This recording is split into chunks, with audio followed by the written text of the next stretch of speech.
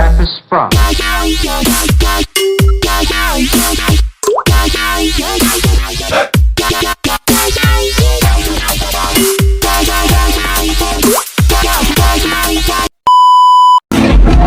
Hola, buenos dias. Hi everyone. Hello guys. By the way, guys, we are the Era Vibes. I'm Asjon. I'm Richard. I'm Leonard. So, in this video tutorial, we'll take you on a journey into the world of Kotlin programming. So guys, what is Kotlin? Anyway, Kotlin is a typical type programming language developed by JetBrains, known for its concise syntax and rich feature set. So guys, before we dive into coding, we need to set up our development environment. We're going to show you on how to install IntelliJ IDEA and Kotlin package. Yes, we'll be using IntelliJ IDEA, one of the best ideas for Kotlin development. Let's go! The goal for this video tutorial is to help you understand how to work with Kotlin so that you can then take that knowledge and apply it to building application across mobile, web, and native code.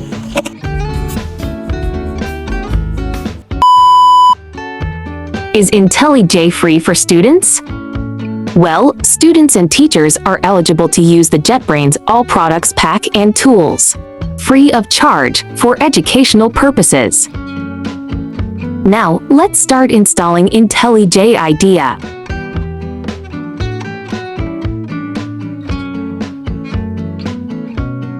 First, go to Google Browser and type IntelliJ. Then select IntelliJ by JetBrains. Just click Download. Let's go! Right here, we can see what operation system we are going to use. And below down the Community Edition. Community version is free, which is pretty enough if you would like to learn or work on small projects. Then click Download. Depending on your internet connection, it might take a while. So, I've already downloaded it. Now let's open the file. Right here, let's select the installer. Click Open. Just click Next. Here we can select the destination folder, then click Next. So right here, we can select whether we would like to create a desktop shortcut or context menu. So for me, let's check this box and click Next. Then click Install. This step might take a while. Let's just wait. Then, if everything went successfully, click Finish. And the app starts immediately. Let's accept the privacy and the term of use of agreement. Then click Continue. Hit Don't Send. So, that's it. You now have already downloaded IntelliJ IDEA. So guys, go. we'll be learning about Kotlin functions.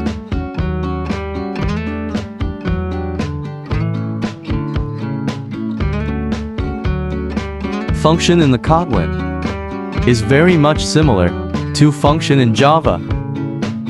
A Kotlin function can be defined as block of code, which is used to hold data or information. The Kotlin functions are defined as fun keyword. Then now let's understand function parameter. A function parameter defined as the information that are passed to the function. So basically, function can also accept the data or information passed to them. So now let's understand the next topic, which is function returning values. Just like printing the values, function can also return values. Let's go! To return a value or values, a return keyword is used. Then after the function, parenthesis, the return type is specified. So without further ado, let's jump in and start building our first Kotlin project. Now we have an empty Kotlin project. Let's start by adding our first common file, so that we can write a simple hello world example. So, to do that, right-click on Kotlin, click New, then select Kotlin class file. We want to make sure that we name our project. So, in this case, let's just call it hello. Now, we can start typing our main function here in .kt file. So, to start, type in fun main, open and close parenthesis, curly brackets, and hit braces. Then type println, open and close parenthesis double quote. Inside the quote, we can now type hello world. And from there, you'll see now that we have this little green arrow. IntelliJ recognizes that this is an executable main function. Now let's try to run this. It takes a second to build the project.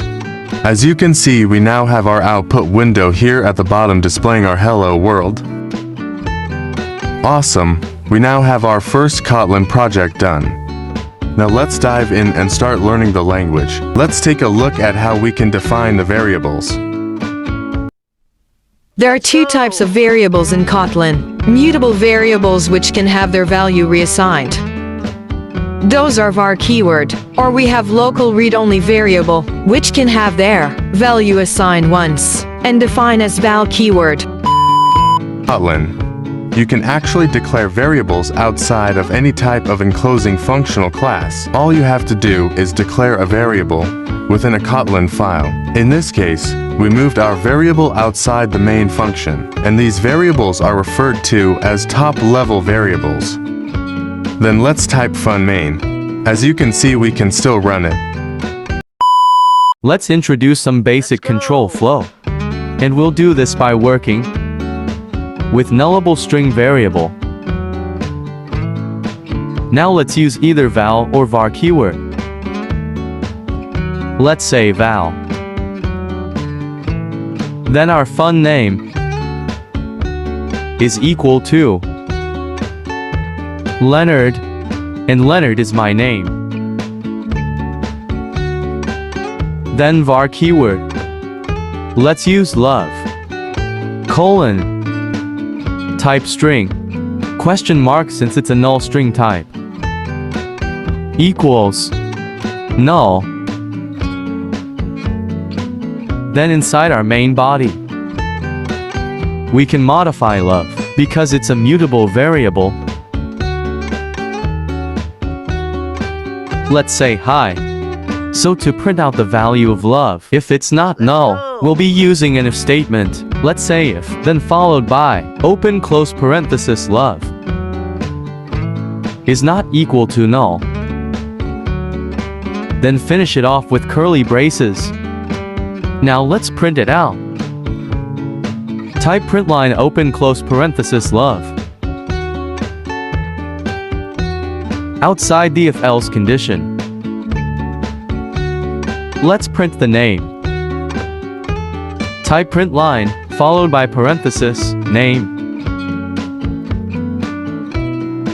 Now let's try to run our main function.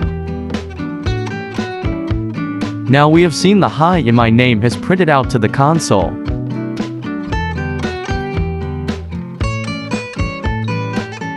Now what if we wanted an else condition?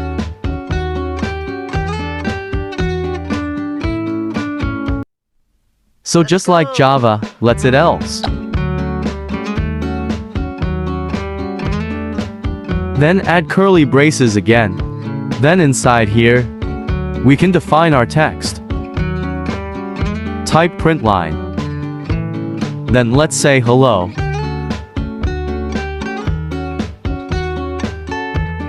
Now let's rerun this.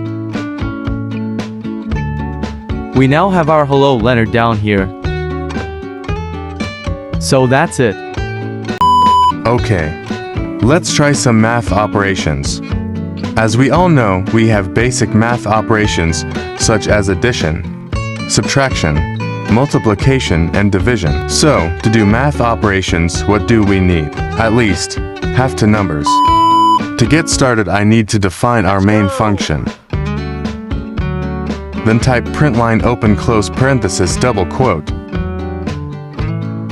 Then inside the quote, let's type our preferred text. Let's say enter number 1.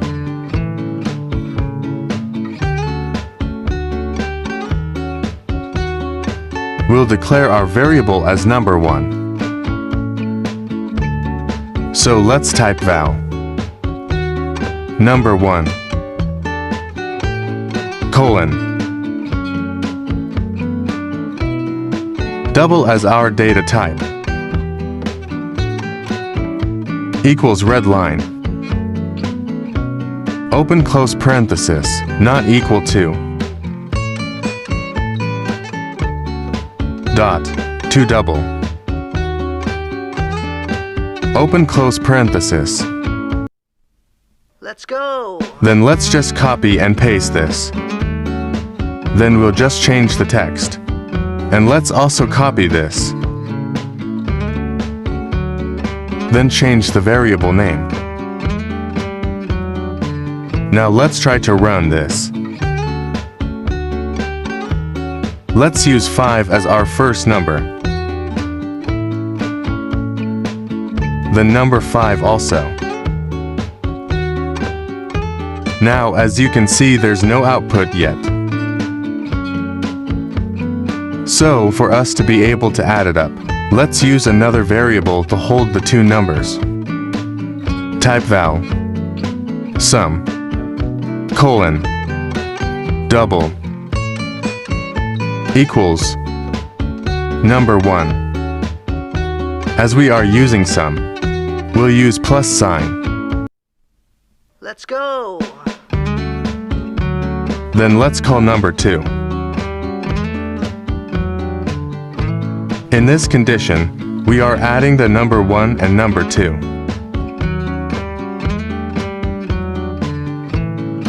Now, let's type print line, open close parenthesis, double quote, then inside the quotes let's say sum equals sum. Now let's try to run this. Let's try 20. Then 10. Now we have our output 30. Cause 20 plus 10 is equal to 30.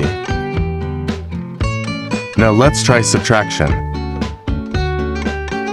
Let's type val sub for subtraction colon Let's go. then double equals number 1.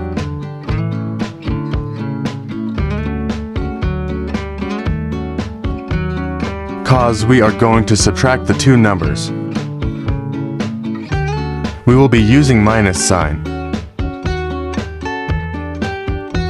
Then let's call number 2.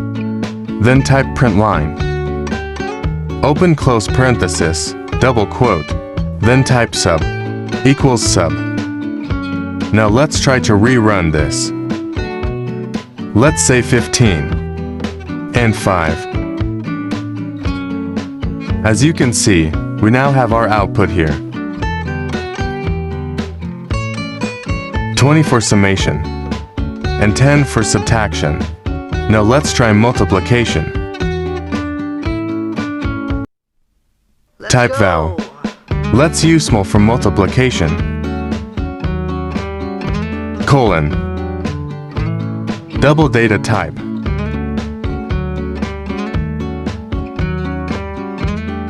Equals number 1 times number 2. Then let's type print line, open close parenthesis, double quote. Let's say mul equals mul. Then let's do division.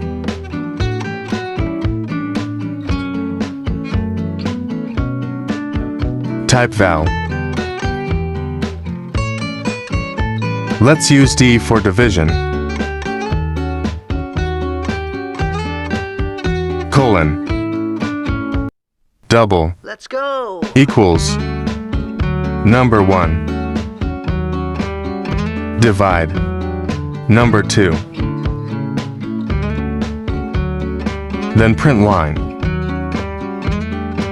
Open close parenthesis, double quote. Div equals div.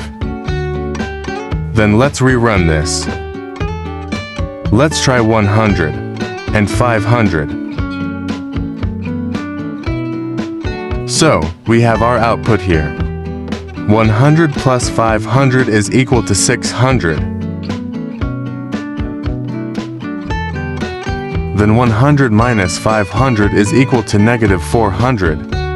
100 times 500 is equal to 50,000. Then for division, it's equal to 0.2. Let's go. So that's it. Our basic math calculations.